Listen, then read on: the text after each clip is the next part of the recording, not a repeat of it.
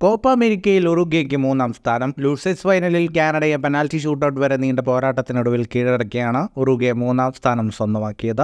നിശ്ചിത സമയത്ത് ഇരു ടീമുകളും 2 ഗോളുകൾ വീതം നേടി തുല്യതയിൽ പിരിഞ്ഞു. തുടർന്ന് ഷൂട്ടൌട്ടിൽ 3-നെതിരെ 4 പെനാൽറ്റികൾക്കാണ് ഉറുഗ്വെ വിജയിച്ചത്. ഇന്നിരു ടീമുകളും ആക്രമണ ഫുട്ബോൾ പുറത്തെടുത്തതുകൊണ്ട് മികച്ച പോരാട്ടം തന്നെ കാണാനായി.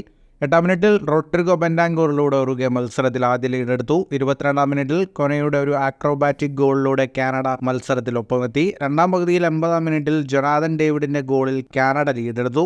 കാനഡ വിജയിക്കുമെന്ന് തോന്നിക്കവേ പകരക്കാരനായി ഇറങ്ങിയ ലൂയിസ് സുവാരസ് 92-ാം മിനിറ്റിൽ ഹൊസെ ഗിമിനസിന്റെ പാസിൽ നിന്ന് ലക്ഷ്യം കണ്ട് മത്സരം സമനിലയാക്കി. തുടർന്ന് നടന്ന പെനാൽറ്റി ഷൂട്ടൌട്ടിൽ കാനഡയുടെ 3-ാം കിക്കെടുത്ത ഇസ്മായിൽ കോനയുടെ പെനാൽറ്റി ഉറുഗ്വെ ഗോൾ കീപ്പർ രക്ഷിച്ചപ്പോൾ 5-ാം കിക്കെടുത്ത അൽഫോൻസോ ഡേവിസിന്റെ പെനാൽറ്റി ബാറിൽ തട്ടിമടങ്ങി. സുവാരസ്, വൽവർദെ, അറസ്കേറ്റ, ബെൻഡാങ്കൂർ എന്നിവർ ഉറുഗ്വേക്കായി പെനാൽറ്റി ലക്ഷ്യത്തിലെത്തിച്ച് 3-ാം സ്ഥാനം ഉറപ്പിച്ചു. മത്സരത്തിന്റെ കണക്കുകളിലേക്ക് വന്നാൽ 52% സമയവും പന്ത് കൈവശം വെച്ച് കളിച്ചത് കാനഡയായിരുന്നു. 14 ഷോട്ടുകളാണ് കാനഡ തൊടുത്തത്. 6 shot on target. 326 പാസുകൾ 74% കൃത്യതയോടെ കാനഡ പൂർത്തിയാക്കി. 12 ഷോട്ടുകളാണ് ഉറുഗ്വെ തൊടുത്തത്. 5 shot on target. 313 പാസുകൾ 75% കൃത്യതയോടെ ഉറുഗ്വെ പൂർത്തിയാക്കി. നാളെ രാവിലെ 5:30 കോപ്പ അമേരിക്ക കലാശപ്പോരിൽ അർജന്റീനയും കൊളംബിയയും ഏറ്റുമുട്ടും. ഫുട്ബോൾ ലോകത്തെ കൂടുതൽ വാർത്തകൾക്കും വിശേഷങ്ങൾക്കുമായി സ്പോർട്സ് കഫേ ഇപ്പോൾ തന്നെ സബ്സ്ക്രൈബ് ചെയ്യുക.